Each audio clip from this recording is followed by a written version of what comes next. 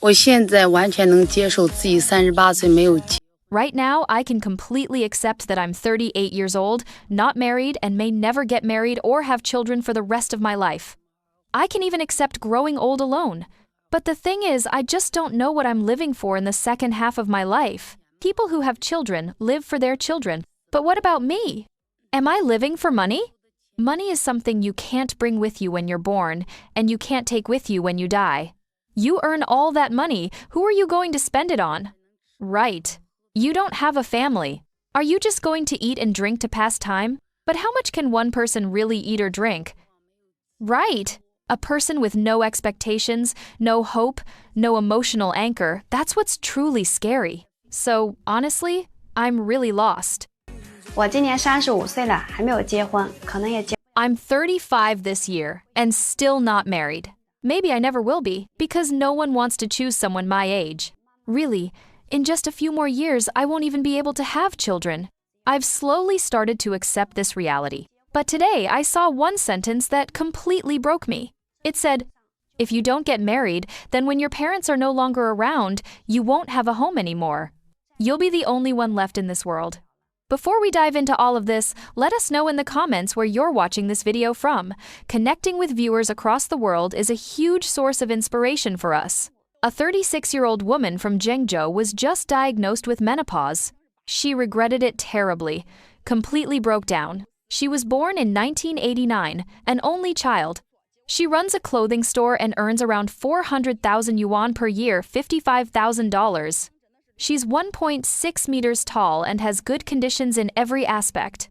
But it was only this month that she finally went for a medical checkup and was shockingly told she had entered menopause. The doctor very clearly told her, there's no way she can have children anymore. She burst into tears right then and there. She had always thought that she was doing quite well in every way and that she could still take her time choosing a partner. But now, stepping into the matchmaking market, she realized, even though her standards aren't that high, the people she thinks she matches with aren't even looking at her anymore. How is she supposed to look at herself now?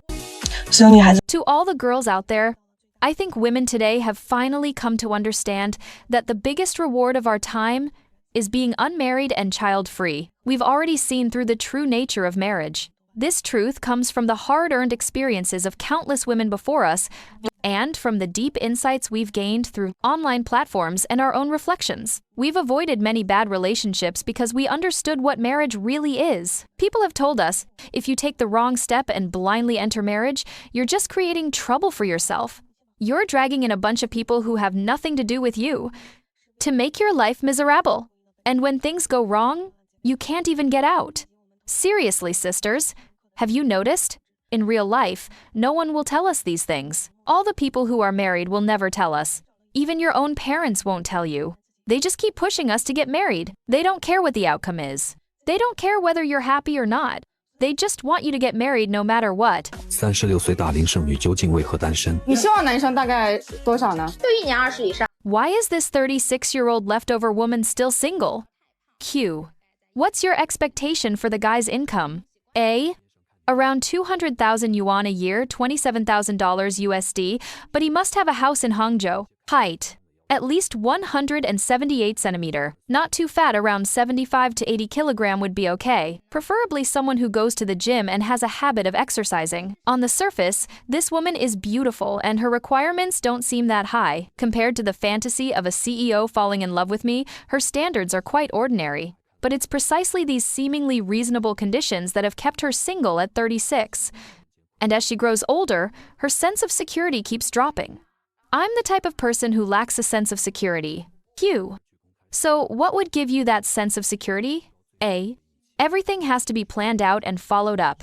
She wants a partner who meets all of her criteria. Her refusal to lower her standards is, in her eyes, the best way to feel secure. After all, she believes that none of her requests are excessive. But in reality, when all these reasonable expectations are stacked together, they instantly become extremely difficult to meet. My requirements are very specific, over 180 centimeter tall and into fitness because I enjoy hiking. However, official statistics show that the average male height across Chinese provinces is no more than 175 centimeter. For Chinese men aged 2029, the median height is only 172 centimeter. Just this one requirement already dramatically limits her dating pool. Then there's the house and car, which are non-negotiable. In my view, getting married while renting is absolutely unacceptable. Due to traditional views and her lack of security, only men who own a house in Zhengzhou paid in full are even eligible to date her. But she's no longer a naive 20-year-old. She doesn't have the time or energy to build a future from scratch with someone. What I want is a very stable life. Maybe her material demands aren't wrong, but with housing prices in Hangzhou reaching 30,000 to 50,000 yuan per square meter, $4,000, $7,000 USD, most men are scared away. Especially when paying in full at the age of 30 is nearly impossible. But in her eyes, doing it all in one step makes sense. I'm very concerned about living with in-laws. She absolutely refuses to live with her partner's parents, yet demands that they take care of her future child. Q. Who would you ideally want to raise the baby? A. The mother-in-law. She asks for a 200,000 yuan salary, which may not seem high to her, but 95% of men in China earn less than 60,000 yuan annually. She believes each of her requirements is reasonable, but when stacked, they create an unreachable standard. Looking at the woman herself, at 36, she still has stunning beauty, which she considers her greatest asset. I think all the money I spent was worth it. After all these years, over 30 years, I've lived for this face. She spends heavily to maintain her looks and is obsessed with luxury brands. Influenced by slogans like women should be free, she never saves money and lives paycheck to paycheck. Q. Do you save money? A. No, I spend everything each month. Still, she firmly believes her Prince Charming will appear.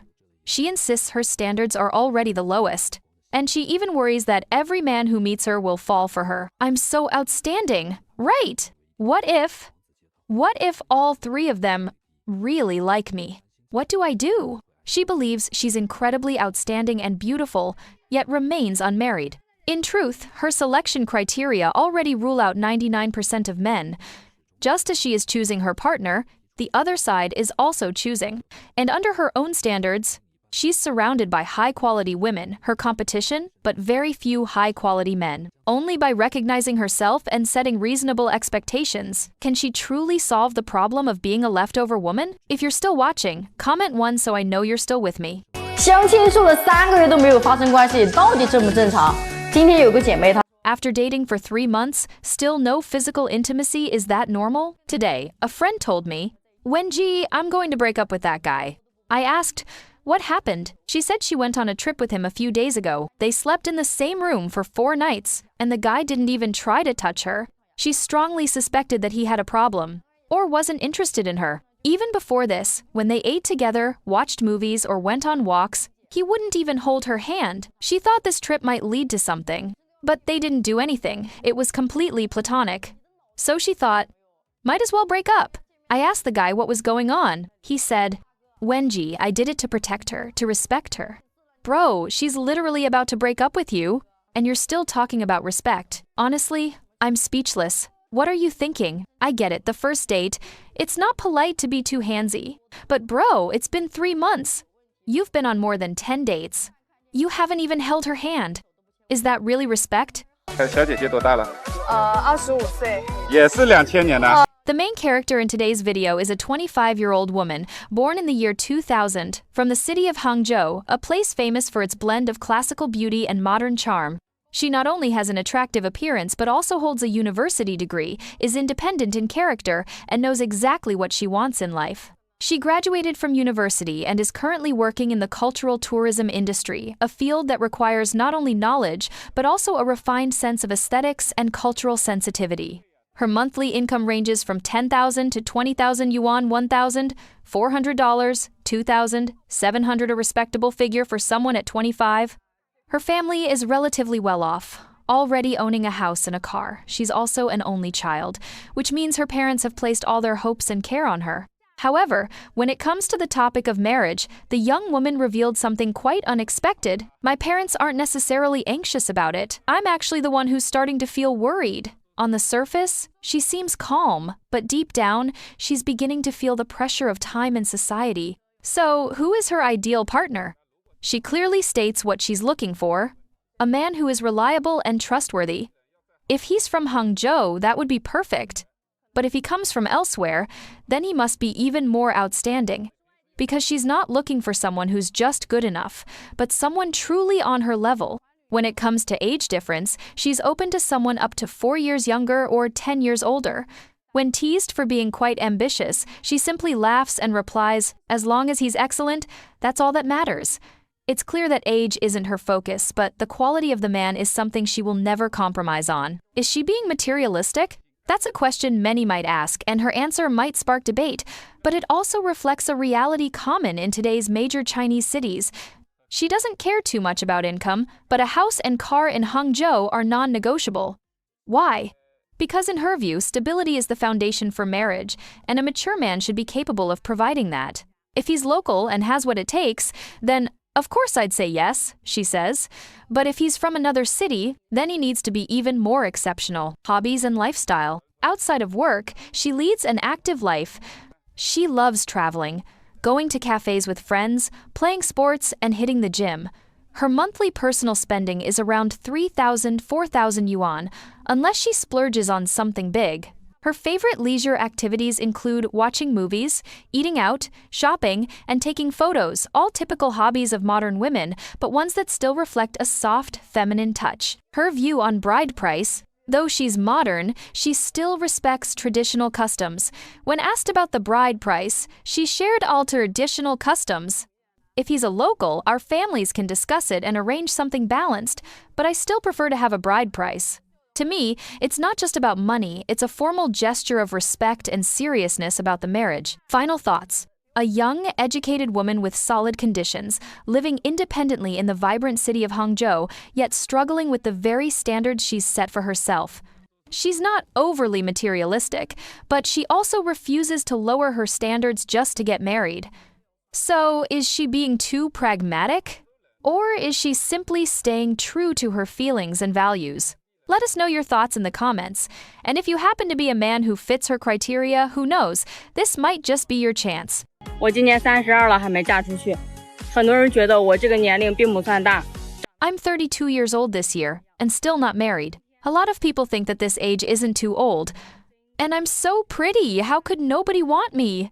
But now, I can basically confirm that I really won't be able to get married in this lifetime. Yesterday, my aunt introduced me to a man, but he was a divorcee. We hadn't even met yet, and he already rejected me. I can't believe I've ended up at a point where even divorced men won't spare me a glance. It's humiliating. I won't bother explaining the reason he rejected me. Use your imagination. So why are there more and more women in their 32nd to 42nd, all highly educated, all desperately looking for someone, yet still unable to find anyone? Now, I basically believe, for women like us, it really is nearly impossible to find a husband. Getting married again, extremely unlikely. These days, no man wants an old woman in her 32nd. Can I just accept that my life is over? That being unmarried is already my destiny. Fine. Then I'll just accept it. I'll live out the rest of my life with my parents and die of loneliness with them. Forget it. My childhood friend's kid is already in middle school. Back then, I used to joke that by the time her kid gets married, I might still be single. Didn't expect that joke is about to come true. So now, can I just admit it, that my next step should be to plan for retirement? After all, I'm over 30 now. In a few years, I'll be pushing 50. It really is time to plan ahead. When I get home, I need to seriously think this through. 为什么越相亲越是遇不到满意的人？这是很 Why is it that the more blind dates you go on, the harder it is to find someone suitable? This is a problem that many older single women face, because they don't realize every additional requirement you add to your checklist decreases your chance of getting married by 10%. Your requirements seem so simple. A guy earning 10,000 yuan a month easy to find, right? A guy who's 175 centimeter tall with decent looks not hard either. A guy with at least a bachelor's degree should be common. A guy whose parents have pensions not rare. A guy with a house and caravan more common. Because those without houses don't even show up on blind dates. Seems like basic requirements, right? But once you combine all those simple requirements, you realize how incredibly rare it is. to find a man who checks all the boxes. Because the men you like, other women like too. Before he even gets a chance to meet you, he's already been snatched up by a female classmate or colleague. The few who make it to the dating market, they have extremely high standards. Because the women around them have already given them validation. They know how desirable they are. They know ordinary women won't reject them. They have tons of options. So their standards keep rising. If they hook someone who's a life winner, great. If not, they'll come back to the ordinary crowd and still have endless choices. So if you can't find such a guy, that's completely normal. But if he can do it, why can't I? If he has backup plans, why don't I? It's not fair. This is another big blind spot for most women. You only look at surface-level traits and ignore the track you're actually running on. Example, a 35-year-old career woman earning 1 million yuan a year thinks she's a perfect match. For a 35-year-old creative director who also earns 1 million, and a 25-year-old civil servant from a top school thinks she's a match. For a 25-year-old male civil servant from a top school, that's equal status, right? But guess what? Neither pair usually ends up together. More likely, the 35-year-old creative director ends up with the 25-year-old civil servant. That's the reality. On paper, both parties may look equally matched, but they run on completely different tracks. Don't get it. Let me use China's college entrance exam as an analogy. Say 2 students both score 600. But in different provinces, does that 600 mean the same thing? Of course not. So scores alone don't reflect fairness rankings do. In marriage and dating, it's the same logic. Don't just look at a man's traits. Compare where you rank among your peers. That 35-year-old director and that 25-year-old woman both rank in the top 10% of their gender. So them ending up together makes perfect sense. So what's that got to do with your failed dates? You think you're top tier? Surrounded by lots of men, and your conditions won't change. But the more people you meet, the more your standards rise. So the men who meet your requirements are higher ranked and harder to reach. As a matchmaker, I'm basically your real estate agent. You're a home buyer. You tell me your budget and preferences, and I take you to view houses. You see a home in the city center? Too small. See a bigger place too far from everything. Find one that's big and convenient, but no school nearby. Finally, find one with everything. Good location, space, amenities. Then you say it's too old. The more houses you see, the more flaws you want to avoid. Then you want every next home to include the perks from the last one. After 6 months and 100 homes, you finally see the perfect one. But it's over budget. You can't afford it. When you look back at the others, none of them are good enough anymore. You've seen the best. You have a reference point now, but you don't have the money. So how can you buy anything? That's why learning to compromise is so important. You'll never find the perfect house, just like you'll never find the perfect person.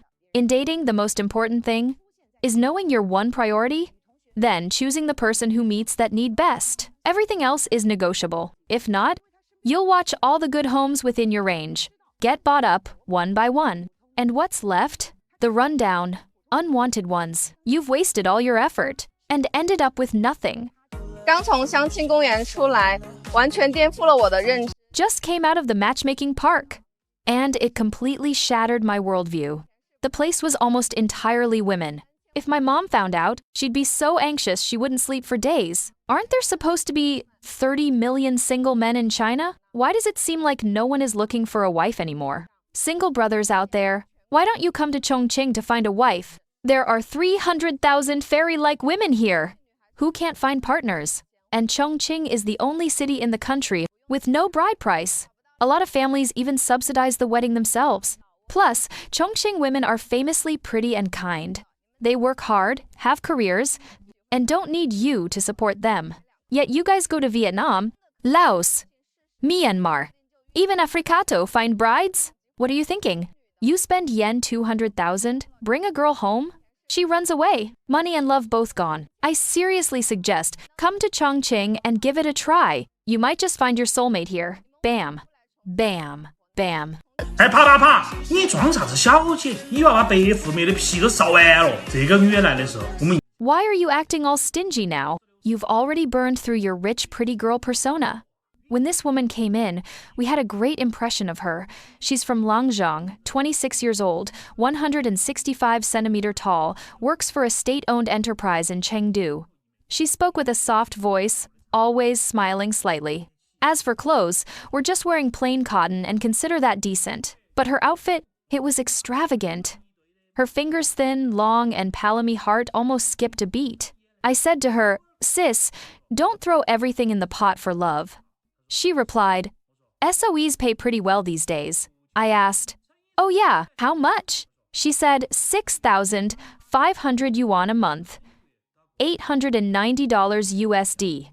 I said, "Do they also give you extra rice, flour, and oil?" She laughed. No, even SOEs are hard to work in now, maybe some perks during holidays." Then I asked her, "Don't be mad, but how can you afford this outfit with just 6,500 yuan? You probably can't even disappear into a crowd without being noticed." She said, "I'm an only child. My parents don't live in Chengdu full-time, so they come every month to take me shopping." I said, "So they always foot the bill?" She said, "Of course.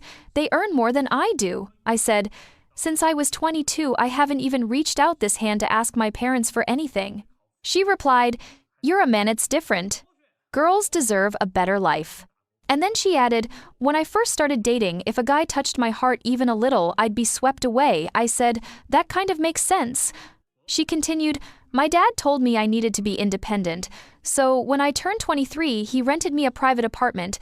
Rent was 8,000 yuan per month, $1,090 USD.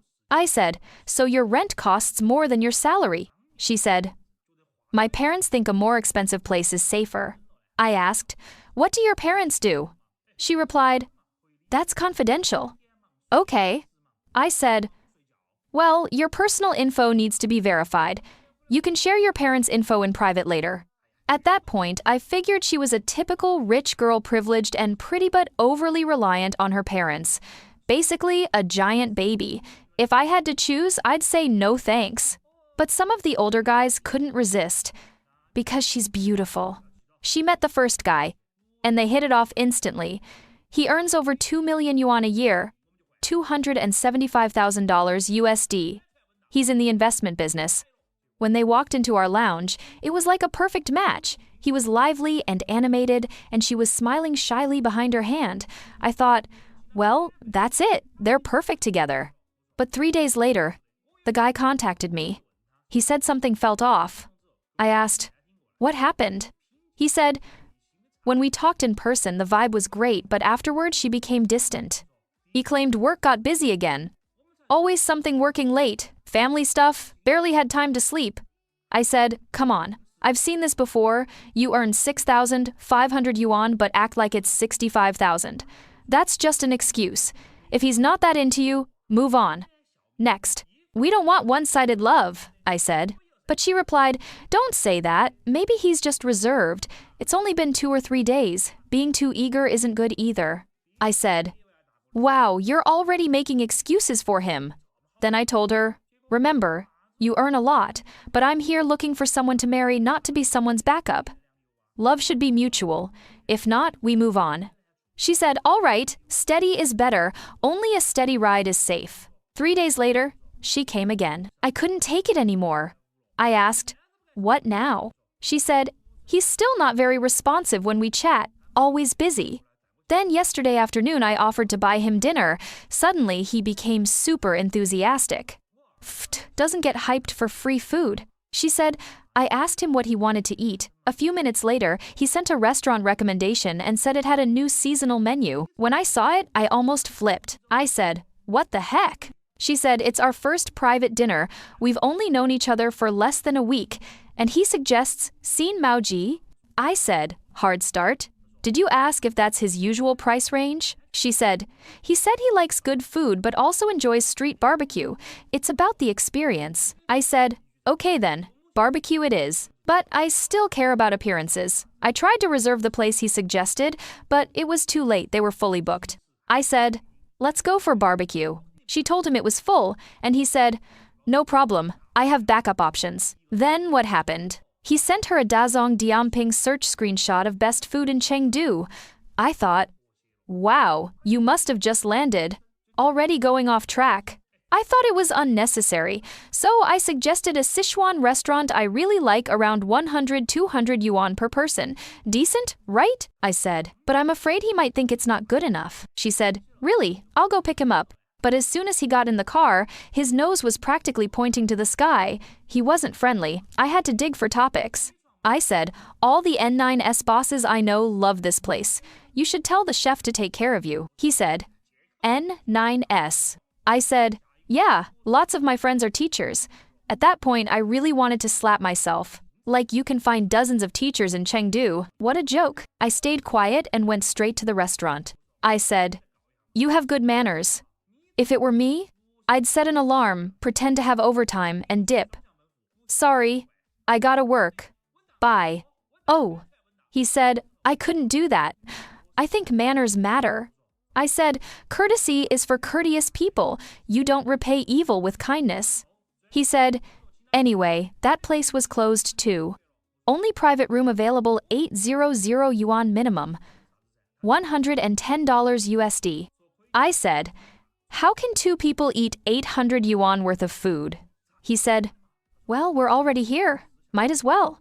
So she let him order first. She said, ladies first, right. He started ordering cabbage and then said, if I hadn't known you were one of those types, I wouldn't have come out for this dinner. I said, eat what? Take a bite and go. Leave 2 dishes uneaten. I felt like her boyfriend was about to walk out together with the shrimp. Today, the reality of marriage scarcity is becoming a serious social issue in China. According to statistics from the Ministry of Civil Affairs of China, in 2023 alone, the number of marriage registrations dropped to just 6.8 million couples, a decline of over 50% compared to a decade ago. Meanwhile, the number of women over the age of 35 who remain unmarried continues to rise, especially in major cities like Shanghai, Beijing, and Shenzhen. While economic development has brought people more choices, it has also pulled them away from traditional values. When marriage becomes materialized, when the criteria for choosing a life partner grow cold and calculated, then sincere love becomes a luxury. China Social Trends believes that it's time society reflects what is true happiness, really. Family is not a trade of benefits, but a spiritual anchor, a place of parents and children, a place where people learn to be forgiving and grow together. No matter who you are or how successful you've become, eventually there will come a time when what you need is a home, a dinner filled with laughter, not a luxury apartment with an empty chair. China Social Trends hopes that each of us won't be swept up in the illusion of infinite choices, but will come to realize this simple truth: family is the ultimate destination of a human life. Should modern women continue to standardize marriage expectations? Or is it time to let go of idealized demands and hold on to true happiness instead?